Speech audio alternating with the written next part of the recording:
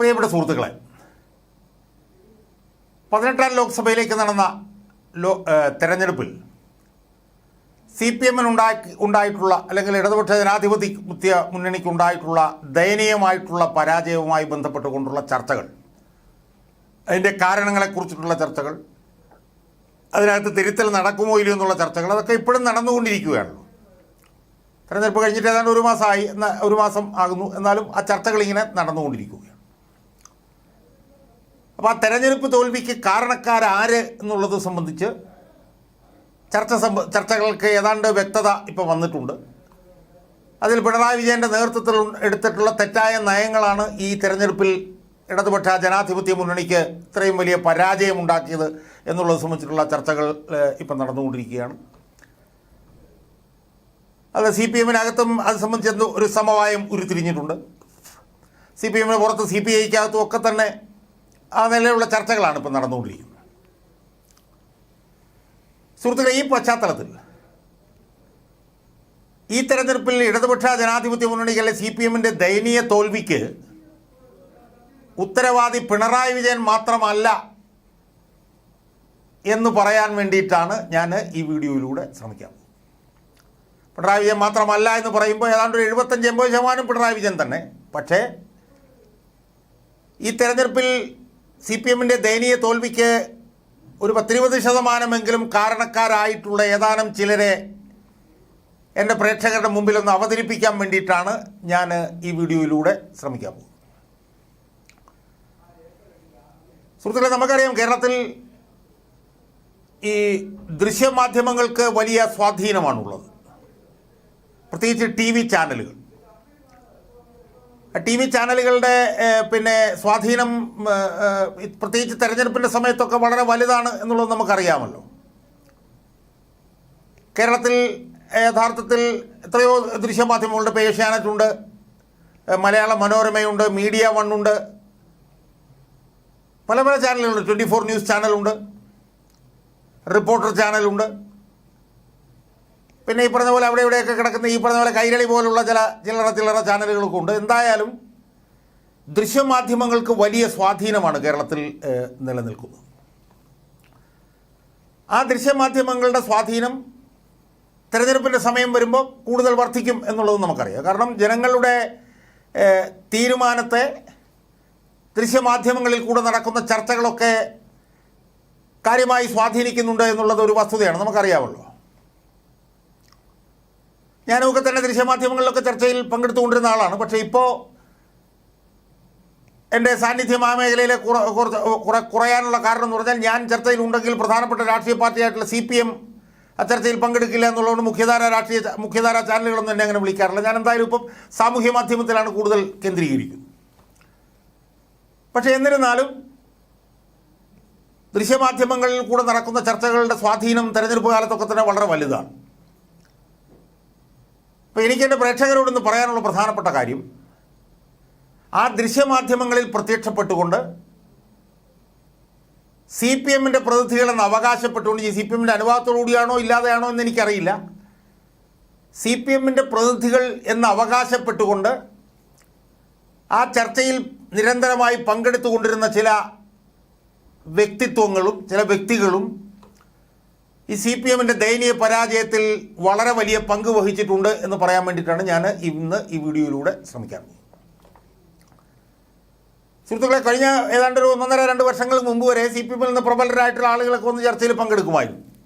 ഇപ്പോൾ ഒരു 1.5-2 വർഷമായിട്ട് നമുക്ക് കാണാൻ കഴിയുന്നതെന്ന് പറഞ്ഞു കഴിഞ്ഞാൽ CPM-ൽ നിന്നുള്ള പ്രബലരായിട്ടുള്ള നേതാക്കന്മാരൊന്നും അങ്ങനെ ചർച്ചയിലേക്ക് വരാറില്ല എന്നുള്ളതാണ്. അത് ഈ പറഞ്ഞ പോലെ ചർച്ചയിൽ വരണ്ട എന്ന് തീരുമാനിച്ചതാവാം, അല്ലെങ്കിൽ ചർച്ചയിൽ പോയി പങ്കെടുത്തു കഴിഞ്ഞാൽ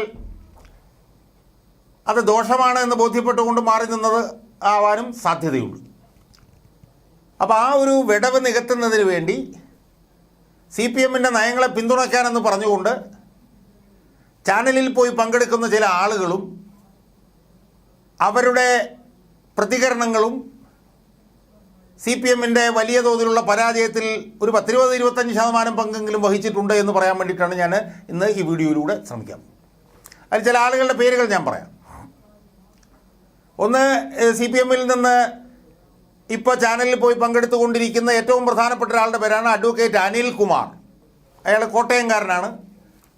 അല്ലെങ്കിൽ അടുത്ത കാലത്തൊക്കെയാണ് നമ്മൾ കേൾക്കാൻ തുടങ്ങിയത്. അയാളിപ്പോൾ പാർട്ടി എന്തോ സംസ്ഥാന കമ്മിറ്റിയിലൊക്കെ ഉണ്ട്. അയാളെ നമ്മൾ സത്യം പറഞ്ഞു കഴിഞ്ഞാൽ നമ്മൾ ബഹുമാനിക്കണം എന്നാണ് എനിക്ക് സൂചിപ്പിക്കാനുള്ളത്. കാരണം CPM ജനങ്ങളുടെ ഇടയിൽ ഒരു വെറുപ്പിൻ്റെ കഥാപാത്രമായി മാറ്റുന്നതിൽ CPM സാധാരണ ജനങ്ങളുടെ ഇടയിൽ ഏറ്റവും വെറുക്കപ്പെടുന്നതിൽ നിർണായകമായിട്ടുള്ള പങ്ക് വഹിച്ചിട്ടുള്ള ഒരാളാണ് അനിൽകുമാർ. അയാൾ പറയുന്ന കാര്യങ്ങളൊന്നും ഞാൻ ഇപ്പോൾ ഓരോന്നോരോന്നായി എടുത്ത് ഞാൻ പറയുന്നില്ല, അത് ഒരുപാട് സമയം എടുക്കുകൊണ്ട് ഞാൻ അതിനകത്തേക്കൊന്നും പോകുന്നില്ല.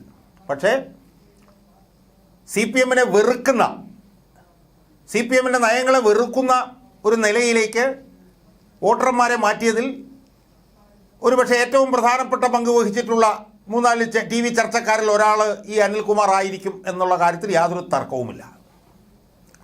ഇത്തവണത്തെ CPM ദയനീയ പരാജയം കഴിഞ്ഞപ്പോഴും അയാളൊരു നെടുങ്കൻ പോസ്റ്റ് ഇട്ടിട്ടുണ്ടായിരുന്നു, CPM അതിനകത്ത് യാതൊരു പങ്കുമില്ല എന്ന് പറഞ്ഞുകൊണ്ട്. ഇപ്പോൾ അയാളത് പിൻവലിച്ചൊന്നും എനിക്കറിയില്ല. ഈ സ്റ്റേറ്റ് കമ്മിറ്റിയുടെ തീരുമാനം വന്നപ്പോൾ അത് പിൻവലിച്ചൊന്നും എനിക്കറിയില്ല. ഒരു പോസ്റ്റ് ഇട്ടിട്ടുണ്ടായിരുന്നു. അതിനു മുമ്പും അയാളുടെ ചർച്ചകളിലൂടെ അയാൾ സാമാന്യം നല്ല രീതിയിൽ CPM ജനങ്ങളുടെ ഇടയിൽ വെറുക്കുന്നതിൽ അയാൾ വലിയൊരു പങ്ക് വഹിച്ചിട്ടുണ്ട്. രണ്ടാമത്തെ ഒരാളൊരു അഭിഭാഷകനാണ്. എറണാകുളത്ത് ഹൈക്കോടതിയിലൊക്കെ വാദിക്കുന്ന CPM കാരനായിട്ടുള്ളൊരു കേസ് എന്താണ്, അരുൺകുമാർ എന്നാണ് അയാളുടെ പേര് എന്നാണ് എനിക്ക് തോന്നുന്നത്. അയാളും ഈ പറഞ്ഞതുപോലെ ഒരു വെറുപ്പിക്കൽ സ്പെഷ്യലിസ്റ്റാണ്. വെറുപ്പിക്കൽ സ്പെഷ്യലിസ്റ്റ് എന്ന് പറഞ്ഞു കഴിഞ്ഞാൽ നല്ലപോലെ, അതായത് CPM ആരും ന്യായീകരിക്കാൻ രംഗത്ത് വരാത്ത സമയത്ത് അയാൾ മാളത്തിൽ നിന്ന് പുറത്തേക്ക് വന്നിട്ട് CPM ന്യായീകരിച്ചങ്ങ് വെറുപ്പിക്കും. ഓരോ TV ചാനൽ ചർച്ചയിലൂടെയൊക്കെ തന്നെ അയാൾ 10,000-കണക്കിന് ആളുകളെയാണ് CPM അയാൾ മാറ്റാറുള്ളത്. അയാളുടെ വിഷയങ്ങളിലേക്കൊന്നും ഞാൻ പോകുന്നില്ല. പക്ഷേ അയാളും ഈ പറഞ്ഞ പോലെ വെറുപ്പിക്കലിൻ്റെ ഒരു ആശാനാണ്, ഒരു തലതൊട്ടപ്പനാണ് എന്നാണ് എനിക്ക് സൂചിപ്പിക്കുക. പിന്നെ മൂന്നാമത്തെ ഒരു കഥാപാത്രത്തിൻ്റെ പേര് റെജി ലൂക്കോസ് എന്നാണ്. എനിക്കറിയില്ല ഈ ലൂക്കോസ് ഇത് എവിടെ നിന്നാണ് പ്രത്യക്ഷപ്പെട്ടത് എന്ന് എനിക്കറിയില്ല. അയാളെന്തോ ഒരു കച്ചവടക്കാരനായിരുന്നോ, കുറേ നാൾ ഗൾഫിലുണ്ടായിരുന്നു എന്നൊക്കെ പറയുന്നു. അയാളൊക്കെ CPM പ്രതികരിച്ച് വരുന്നു എന്ന് പറയുമ്പോൾ നമ്മളിങ്ങനെ കൈ തൊഴുതുകൊണ്ടിരിക്കുകയല്ലാതെ യാതൊരു നിവൃത്തിയില്ല. കാരണം അത്രയ്ക്ക് വലിയൊരു പണ്ഡിതനാണ് ഈ റെജി ലൂക്കോസ്. മുഖ്യധാര ചാനലുകളിലൊക്കെ അയാൾ മനോരമയിലും ഏഷ്യാനെറ്റിലൊക്കെ അയാളെ കണ്ടിട്ടില്ല, മനോരമയിലും അവിടെയൊക്കെ ഞാൻ മാതൃഭൂമിയിലൊക്കെ അയാളെ കാണാറുണ്ട്. അതായത് CPM ജനങ്ങളെടുത്തിട്ട് ചവിട്ടുന്ന വിഷയങ്ങൾ വന്നാൽ അയാൾ ഉടനെ തന്നെ വരും. എനിക്ക് തോന്നുന്നത് ഈ ചാനലിൽ വന്ന് മുഖം കാണിക്കുക എന്ന് പറയുന്നത് എന്തോ ഒരു വലിയ സിനിമയിൽ നായക സ്ഥാനത്ത് അഭിനയിക്കുന്ന പോലെയാണെന്നുള്ള തോന്നലാണ് അയാൾക്കുള്ളത് എന്നാണ് എനിക്ക് തോന്നുന്നത്. അയാളുടെ അഭിപ്രായങ്ങളൊക്കെ നിങ്ങൾ കേൾക്കാറുള്ളത് കൊണ്ട് ഞാനതിനെക്കുറിച്ചൊന്നും പറയുന്നില്ല. അയാളും സാമാന്യം നല്ല രീതിയിൽ CPM തോൽപ്പിക്കുന്നതിൽ സാമാന്യം നല്ല രീതിയിൽ പങ്കുവഹിച്ചിട്ടുണ്ട്. അവസാനം അയാൾ യേശുക്രിസ്തുവിൻ്റെ മുഖവും ഈ സുരേഷ് ഗോപിയുടെ മുഖവും ഒക്കെ മോർഫ് ചെയ്ത ഒരു വലിയ പണിയാണ് അയാൾ ഇലക്ഷൻ കഴിഞ്ഞപ്പോൾ ചെയ്തത്. ഇലക്ഷന് മുമ്പും നല്ലപോലെ CPM അണികൾ പോലും CPM വോട്ട് ചെയ്യുന്നതിൽ വലിയ പങ്ക് അയാളും വഹിച്ചിട്ടുണ്ട്. അപ്പോൾ ഒന്നാമത്തെ ആൾ അഡ്വക്കേറ്റ് അനിൽകുമാർ, അടുത്തത് KS അരുൺകുമാർ, 3 ഈ ലൂക്കോസ്. സത്യം പറഞ്ഞാൽ ഈ CPM ജീർണത എവിടം വരെ, ഏത് പടുകുഴി വരെ എത്തിയിട്ടുണ്ടെന്നുള്ളതിൻ്റെ ഒരു പരിച്ഛേദമാണ് ഈ ലൂക്കോസ്. 1-2 പ്രാവശ്യം എനിക്ക് അയാളുമായിട്ട് ചാനൽ ചർച്ചയിൽ പങ്കെടുക്കാനുള്ള മഹാഭാഗ്യം ഉണ്ടായിട്ടുള്ളൂ, പിന്നെ ഉണ്ടായിട്ടില്ല. എന്തായാലും അത് അവർ മൂന്നാമത്തെ ആൾ. നാലാമത്തെ ആളുടെ പേര് അഡ്വക്കേറ്റ് ഹസ്കർ എന്നാണ്. ഹസ്കർ വളരെ സൗമ്യനായിട്ടുള്ള ഒരു മനുഷ്യനാണ്.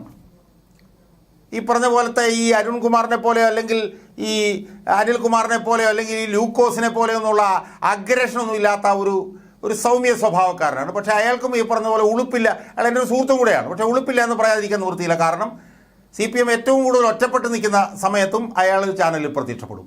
വിഷയങ്ങൾ ഞാൻ പറയുന്നില്ല.